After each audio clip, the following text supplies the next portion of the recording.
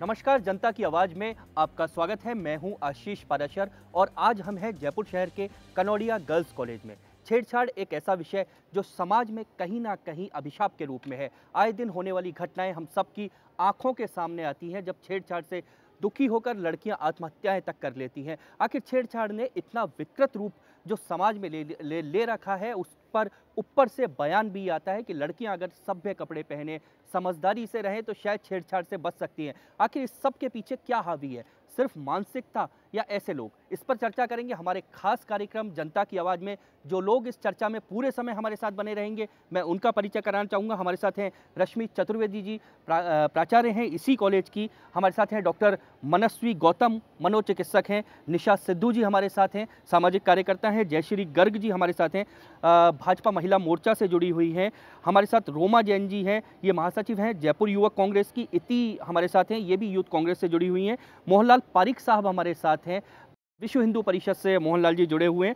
श्वेता यादव हमारे साथ हैं, ये महासचिव हैं इस कॉलेज की। और साथ में बहुत सारे लोग हमारे साथ यहाँ पर हैं, इस कॉलेज की छात्राएं हमारे साथ मौजूद हैं। हम सबके साथ यहाँ पर चर्चा करेंगे। सबसे पहले रश्मि जी, आपके पास कुल मिलाकर बहुत बड़ा समाज में एक विषय होता है और आप एक ऐसे कॉलेज को संभालती हैं जहाँ पर लड़कियाँ बहुत सारी होती हैं।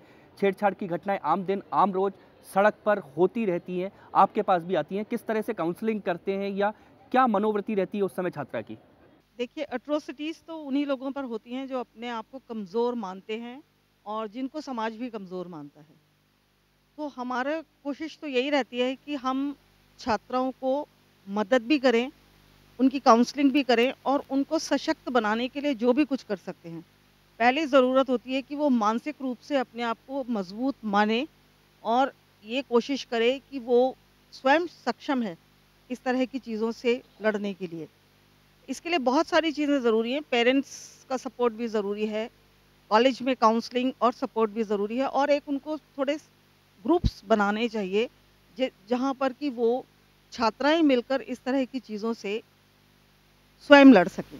अब मैं आपके पास रश्मि दोबारा एक बार आऊँगा। पहले डॉक्टर मनस्वी गौतम के पास हम चलेंगे। डॉक्टर साहब, एक बड़ी बात यहाँ पर जो रश्मि जी ने उठाई है कि कहीं न कहीं जो समाज में कमज़ोर है उसको दबाने की एक कोशिश पूरा समाज मिलकर कर लेता है। एक मानसिकता मानते हैं हावी होती है जो इस तरह की घटनाओं को अंजाम देते हैं।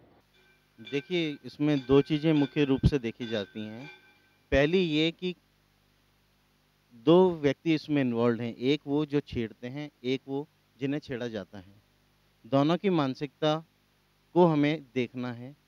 जो छेड़ते हैं, उनके मन में कहीं न कहीं विकृति है, किसी न किसी तरह का मन के अंदर कोई या तो क्षोभ है या फ्रस्ट्रेशन है, जिसकी वजह से वो इस तरह की हरकत करते हैं या फिर शौकिया मित्रों के साथ मिलकर के इस तरह की हरकत करते हैं, इस तरह के लोग हैं। दूसरा वो जो कि इससे पीड़ित हैं, जो लड़कियां हैं, उनकी मानसिकता में मन में जैसा मैडम ने अभी-अभी बताया हीन भावना नहीं रहनी चाहिए, इस चीज़ को लेके उदासीनता नहीं रहनी चाहिए, अपने आप को सबल महसूस करना चाहिए, इसके बारे में बात करेंगे हम।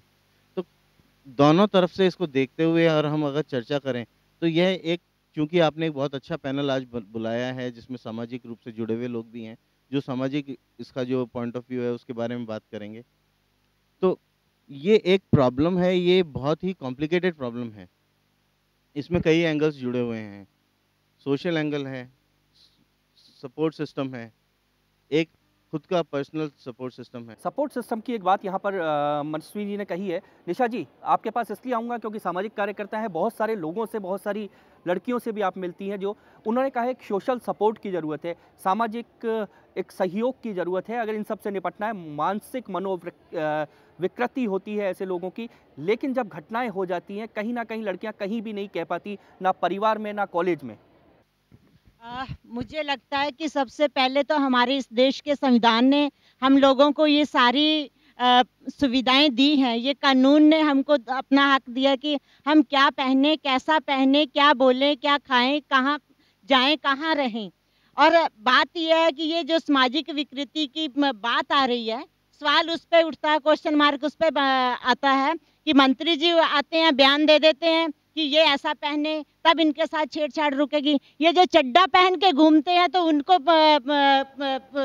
नहीं कहा जाता कि आप क्यों पहनते हैं, उनके लिए ये बात क्यों नहीं होती है। सिर्फ लड़कियों के लिए ही ये सारे आपके सवाल आपके क्यों बयान खड़े पे होते हैं? बहुत सारी तालियां हैं निशा जी। हमारी बेटियों के लिए ये सारे सवाल क्यों खड़े होते हैं कि वो ऐसा कपड़ा पहने, वो टी शर्ट पहनती है यहाँ गले तक वो बंद होती है तब भी उनको नग्नता दिखाई देती है, वो जीन्स पहनती है तब भी उनको लगता है कि ये सभ्य है।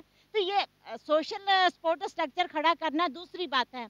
सबसे पहले तो अपनी मानसिकता में तो कम से कम बदलाव लाएं कि उनका भी वो हक है जीने का, उनको गर्भ में तो पैदा होने पे क्वेश्चन मार्क लगा रखा है। मैं आपको रोकता हुआ मोहन जी के पास आता हूँ। मोहन जी, भारतीय संस्कृति के सबसे बड़े पैरोकार विश्व हिंदू परिषद। देखिए, जहाँ तक अपने समाज का प्रश्न है, ये कोई प्रश्न ही नहीं होना चाहिए। हमारे यहाँ के इतने स्ट्रॉन्ग संस्कार हुआ करते थे कि कोई लड़की को छेड़ने की बात तो अलग है, उसकी पूजा किया करते। ये विकृतियाँ सब आई हैं पाश्चात्यकरण से। हमको सही माने में तो मौलिक उस चिंतन से सोचना चाहिए कि जहाँ पे परिवार माइक्रो लेवल पे आ गया है, समाज टूट रहा है, एकांगी हो रहा है, समाज के अंदर इन क्रिमिनल्स पे कोई पकड़ नहीं रही है।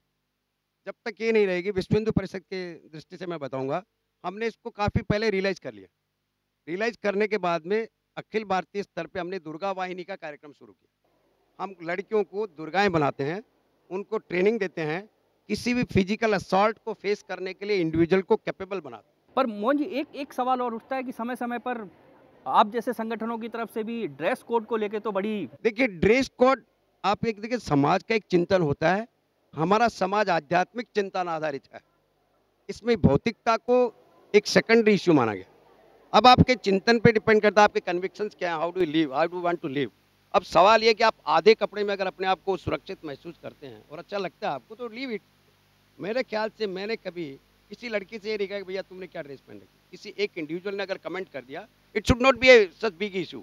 चलिए मनस्वी जी कुछ, जब आप ड्रेस की बात करें वो कुछ कहना चाह रहे हैं, उसके बाद मैं रोमा जी के पास आऊंगा और बहुत सारे इनके मन में भी बहुत सारी बातें इन सब के पास इसमें भी चलेंगे। लिबर्टी वाला अपने आप पे मेरे ख्याल से कोई रिस्ट्रेंट नहीं है। अगर किसी पॉलिटिशियन ने या किसी पुलिस ऑफिसर ने अगर कह दिया है तो it should not be made an issue. वो करते रहते हैं, मैं भी मेरी बच्ची को चाहता हूँ कि ऐसा पहने, वो भी किसी कंटेक्स्ट में बोला होगा। It should not be made issue. वैसे ज़्यादातर देखिए आप अभी जितनी बच्चियाँ बैठी हैं, how they are dressed up, you see anybody is looking that, कोई कमेंट करे हमारे जितनी महिलाएं कैसे ड्रेसअप है। हमारा संस्कार ये है कि हम फुली ड्रेस्ड रहते हैं, बढ़िया ड्रेस्ड रहते हैं और इसी तरीके से रहना पसंद करते हैं, इसलिए किसी ने बोल दिया। बिल्कुल, मैं आता हूँ आपके पास दोबारा। मनस्वी जी, एक छोटी सी बात इसमें मैं कहना चाहूँगा कि ड्रेसिंग जो है बेसिकली वो टाइम, प्लेस, पर्सन एप्रोप्रिएट होनी चाहिए और उसके कंटेक्स्ट में अगर वो रहेगी तो कभी भी वो ऑब्सीन नहीं लगेगी, बुरी नहीं लगेगी। एक उदाहरण के तौर पे कहूँ कि अगर कोई धावक है, जो बात अभी आई कि सब ये पहन के घूमते हैं, चड्डा पहन के घूम रहे हैं, जैसे अभी एक हमारे साथी ने कहा, तो अगर एक धावक है और वो शॉर्ट्स पहन करके और अगर एक्सरसाइज के लिए जाती है, वो अप्रोप्रिएट है, लेकिन वो फील्ड में। लेकिन वही शॉर्ट्स अगर हम कहें कि साहब हम थोड़ा सा, अभी तो हम एक मेट्रो सिटी के अंदर हैं, अगर हम इससे थोड़ा सा आगे चलें तो वो कौतूहल का विषय बन जाता है, क्योंकि वो हमारे संस्कारों से और हमारी पुरातन सोच जो हमारी बुरी नहीं है, जिसे हम पालन आज भी करते हैं, उसमें परिवर्तन बेशक आ रहा है, पर उसके साथ में कहीं ना कहीं मेल खा रही है।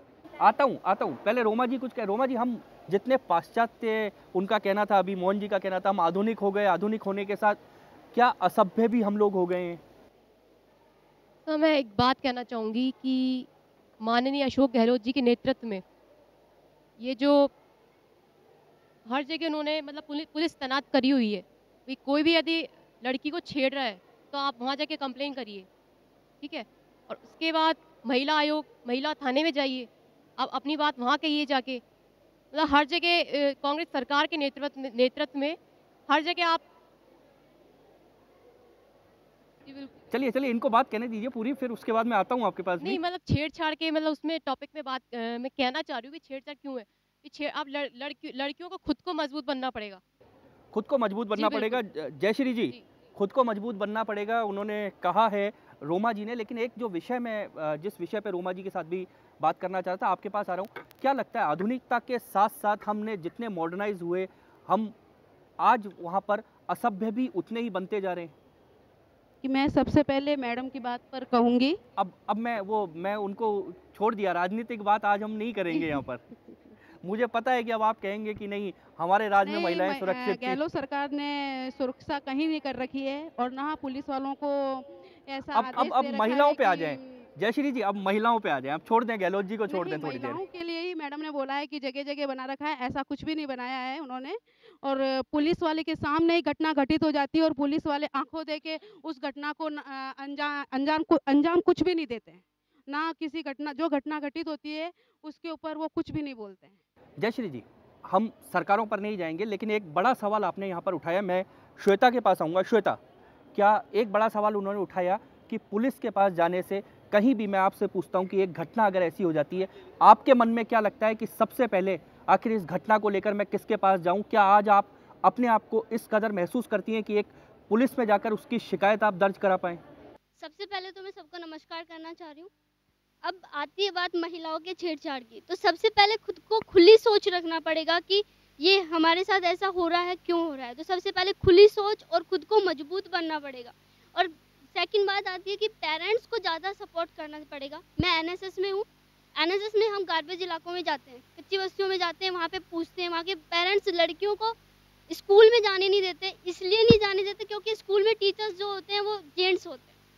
वो यूँ बोलते हैं कि लेडीज़ टीचर्स नहीं है। तो पेरेंट्स की भी यहाँ पे कुछ ना कुछ कमी है। तो एक तो शिक्षा की भी कमी आ रही है। और दूसरी बात पुलिस की, हम पुलिस के पास जाते हैं, कंप्लेंट अगर लेडीज़ पुलिस है अच्छी होती है, वो कर देती है। लेकिन अगर जो रिश्वतखोरी होते हैं, चलो हाँ आपकी एफआईआर दर्ज हो गई, तो यहाँ पे एक ज़रूरत है कि हम लोग उसकी कॉपी लें, उनको अच्छे से शिकायत करें, उनको बताएं।